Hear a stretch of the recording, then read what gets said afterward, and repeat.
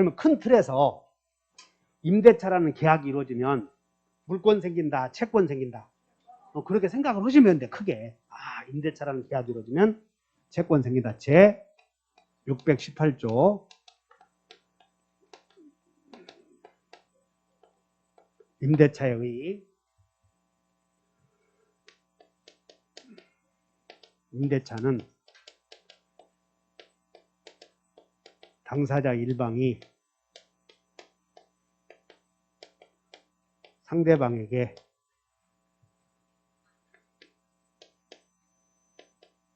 목적물을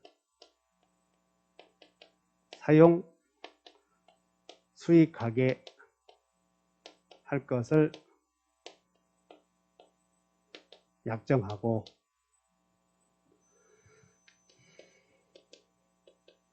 상대방이 이에 대하여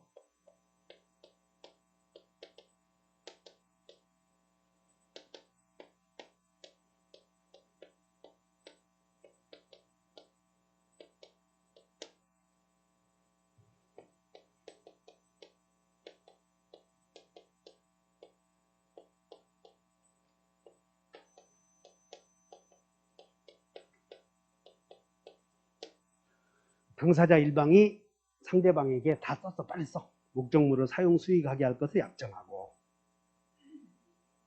상대방이 이에 대하여 뭘 지급할 것을 차임을 아까는 대금이었지.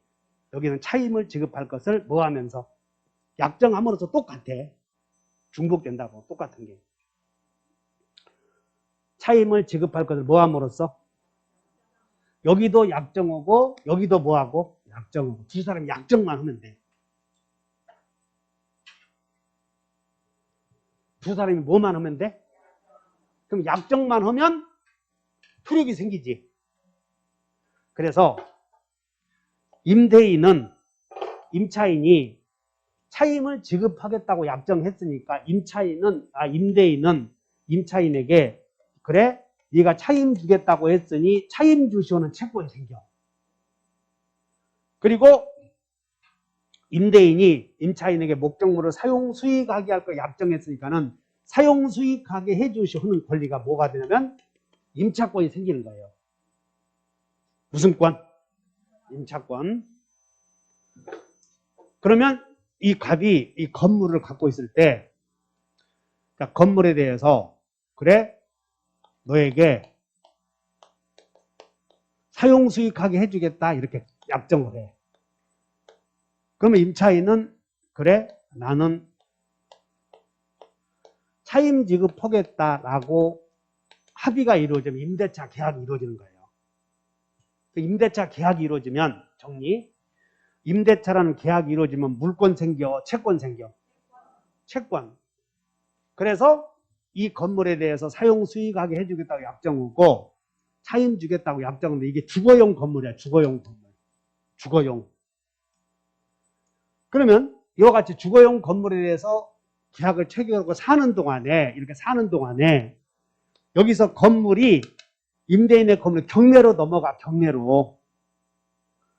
그러면 갑과 을 사이에 지금 임대차 계약을 체결해서 임차인이 임대인이 사용 수익하게 해줌으로써 사용 수익하고 있는 동안 경매로 넘어가면 여기서 주인이 바뀌었다고 경에게 경매로 넘어갔어. 그러면 이 임차인은 경매로 산 사람에게 약속 지키시오 헐수. 미친놈이지 그러면. 왜냐하면 여기 봐라. 약정은 갑이 약정한 거요. 경락인이 약정한 거요. 갑이 약정했지. 즉 뭔 얘기냐면 따르다 채권은 약정 지키시오. 그러니까 약정은 갑이 온 거지 병이 온 게 아니잖아 지금. 그래서 약속 지키시오 할 수 있는 요구할 수 있는 상대방은 갑에게만 효력이 있는 거지 병에게는 효력이 없단 말이야. 그러므로 이 사람은 경락에는 다시 자기가 건물을 샀으니 사용수익 처분할 수 있었지. 그래서 사용수익을 자기가 해야 되는데 임차인이 하잖아. 그럼 바로 이런 경우는 다시 소유권 침해. 그래서 경락에는 임차인에게 소유권 침해를 이유로 물건 내놓으실 수 있는 물권적 청구권이 생겨. 따라서 이 경우 임차인은 새로운 소유자가 물건 내놓으시면 내놔야 돼, 버텨야 돼. 내놔야 되고 갑에게 네가 약속 못 지켰으니 손해배상 해주시오 해서 법률 문제가 끝나는 거예요. 갑이 약속 못 지켰으니까. 근데 전세권은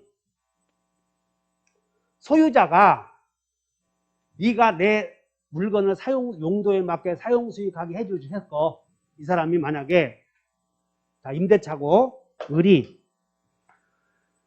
자 전세권 취득한 경우와 임차권 취득했는데 전세권은 말로만 해도 전세권이야. 등기했어야 돼 아까.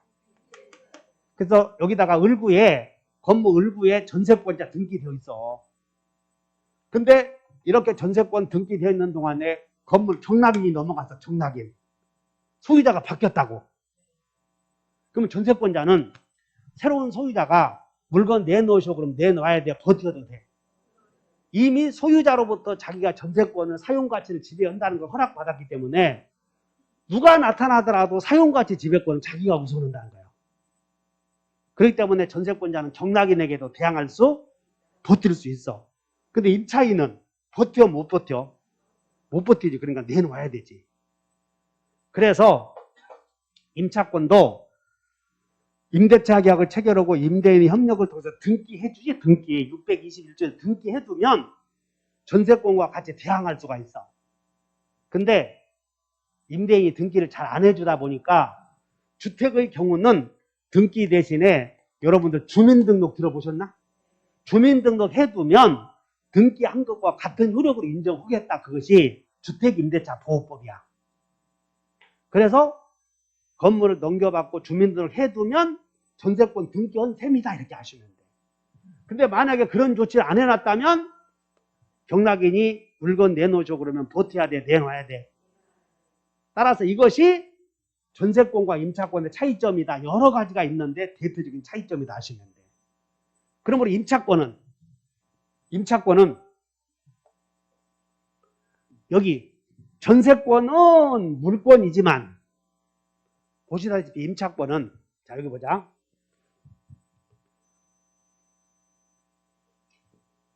갑을 간에 이 갑이 소유하는 이 주거용 건물에 대해서 을과 임대차 계약을 체결하고 지금 임차인이 임대인 사용 수익하게 해서 임차인이 건물을 넘겨받아서 지금 사용 수익하고 있어. 임차인이. 그러면 지금 임차인이 사용하고 있는 경우 임차권은 사용 수익하고 있다고 물건을 넘겨받아서 점유하고 있어. 그럼 임차권은 물권이요, 채권이요?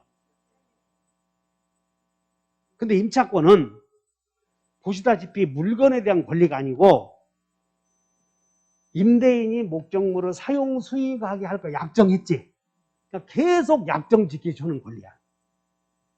그러면 존속기간 동안에도 사용 수익하게 해줄 의무가 임차인에게 있어, 임대인에게 있어. 임대인에게 있으니 임대인은 건물이 파손되면 유지수선 해줄 의무가 있겠어, 없겠어? 그 얘기하죠. 이게 임대차 효력이라고 지금. 그래서 아주 중요한 걸 배우는 것이야. 다시 한다. 전세권은 사용가치 지배 권능을 소유자가 넘겨버렸으니까 전세권자가 소유자처럼 사용 수익을 해. 근데 임차권은 물건에 대한 권리라고 사람에 대한 권리라고. 채권, 임대인에게 사용 수익하게 해주시는 채권이라니까. 구별을 하셨나? 따라서 임대차 존속 중에 유지 수선을 임차인이 했다면 수선비 내놓으셔 할 수 있어. 근데 전세권은 사용가치를 자기가 직접 소유자처럼 지배하기 때문에 전세권자는 사용가치를 자기가 소유자처럼 지배함으로 유지 수선도 소유자가 하는 것처럼 전세권자가 해야 되거든.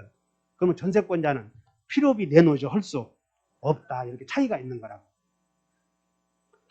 그래서 전세권과 임차권은 여러 가지가 있는데 차이점이 대표적인 게 임차권은 물권이다, 채권이다.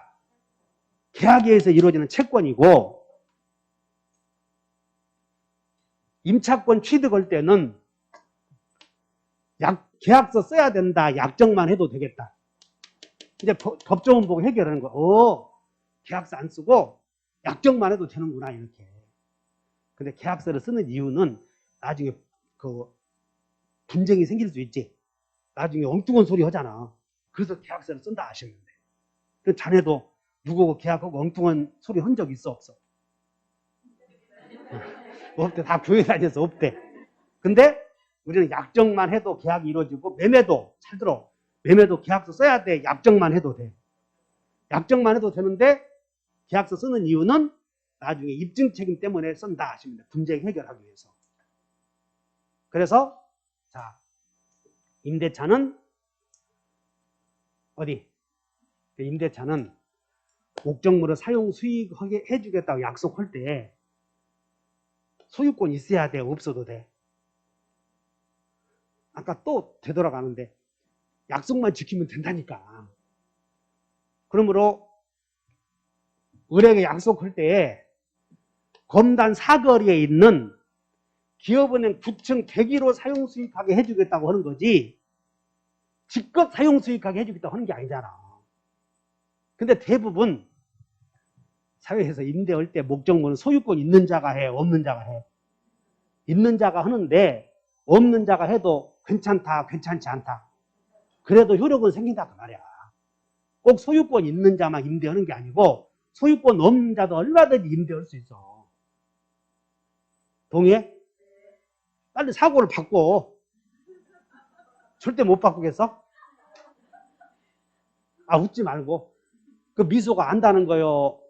그러니까 이렇게 하라니까. 여러분들 혼인한다고 계약을 하잖아. 약혼. 약혼은 얼마든지 이놈 저놈 약혼은 이 사람 저 사람에게 얼마든지 여러 번 할 수 있다니까. 그리고 제일 마음에 드는 사람에게 혼인하면 돼. 신고할 때는.